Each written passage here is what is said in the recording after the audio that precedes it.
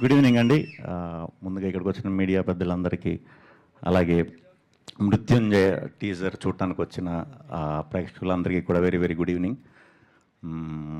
Mrutyunjay thriller, complete thriller. ఈ cinema అంటే ఆ జానర్కి స్టిక్ అయి ఉండి అదే కథలోంచి ఎక్కడ డైవర్షన్ లేకుండా టు ద పాయింట్ ఉండే థ్రిల్లర్. బేసిక్గా మనం తెలుగులో చాలా చాలా తక్కువ చూస్తాం. అంటే సాంగ్స్ లేకుండా, హీరోయిన్ లేకుండా, సెపరేట్ కామెడీ ట్రాకులు లేకుండా ఒక వెరీ హానెస్ట్ థ్రిల్లర్ స్టోరీ నాకు హుసేన్ షాకిరన్ గారు చెప్పడం జరిగింది.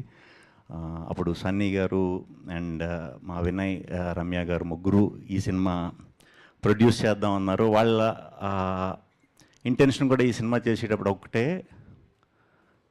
మంచి కంటెంట్ ఇవ్వాలి. ఫస్ట్ టైం చాలా రోజుల తర్వాత మళ్ళా ఈయన ముందు చాలా చేశారు. ఓన్లీ కంటెంట్, మంచి కంటెంట్ ఇవ్వాలి.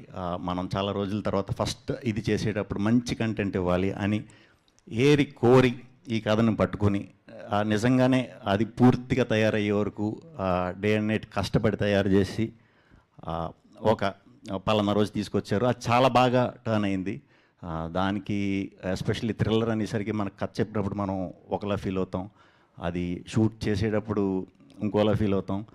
లాస్ట్కి మ్యూజిక్ డైరెక్టర్ వచ్చి అది వాయించిన తర్వాత మనకు అసలేం అర్థమవుతుంది థ్రిల్లర్.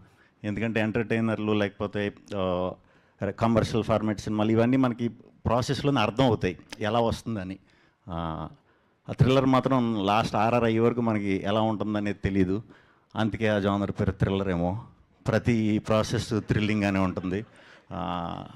అండ్ దీంట్లో వర్క్ మా కెమెరాకి సాగర్ గారు అండ్ కాలభైరవ్ గారు అండ్ మనీషా ప్రొడక్షన్ డిజైనర్. ఆమె ఫస్ట్ సినిమా కూడా if I'm not wrong mental మదిలో అప్పుడు చేసాం, మళ్ళీ ఇప్పుడు చేయటం చాలా కొత్తగా ఉంటాయి. విజువల్స్ అన్నీ కూడా, లొకేషన్స్ అన్నీ కూడా చాలా కొత్తగా ఉంటాయి.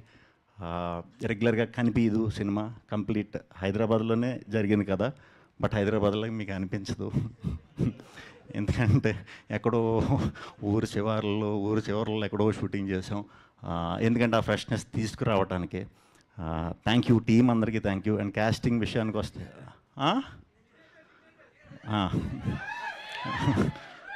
ఈ సినిమా మొత్తంలో కూడా కాస్టింగ్ కూడా చాలా తక్కువ ఉంటుంది అనమాట.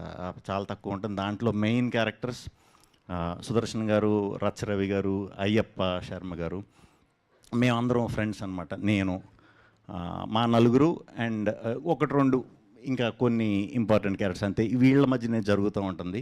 ఒక సింపుల్ లైఫ్ లీడ్ చేసే ఫ్రెండ్స్ మేమందరం.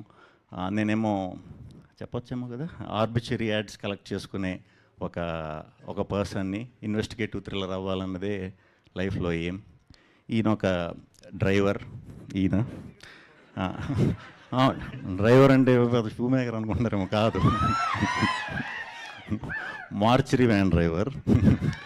రచరవి గారు కాంపౌండర్, పోస్ట్ మార్టంలు అవి చేస్తుంటారు. అయ్యప్ప శర్మ గారు శ్మశాన వాటికలో దాన్ని కేర్ తీసుకునే ఓనర్ అనమాట. ఇది వీళ్ళ జీవితాలు అంతటా కొంచెం కొత్తగా ఉంటుంది. చాలా dark in the sense complete అగ్నిస్టైల్ చేసిన సినిమా. ఈ సినిమాలో నా పర్ఫార్మెన్స్ చాలా కొత్తగా ఉంటుంది, పాత్రకు తగ్గట్టే ఉంటుంది. ఖచ్చితంగా అది మీ అందరికీ కూడా నచ్చుతుందని మనస్ఫూర్తిగా కోరుతున్నాను. మిగతాది టీజర్ చూశారు కదా, నెక్స్ట్ ట్రైలర్లో ఇంకొంచెం మీకు కథ అర్థమయ్యేలాగా క్లియర్గా కూడా ఉంటుంది. So thank you. Shri Vishnu గారు, చిన్న క్వశ్చన్. ఎస్, సిగ్నేచర్ దంటాం ఇది.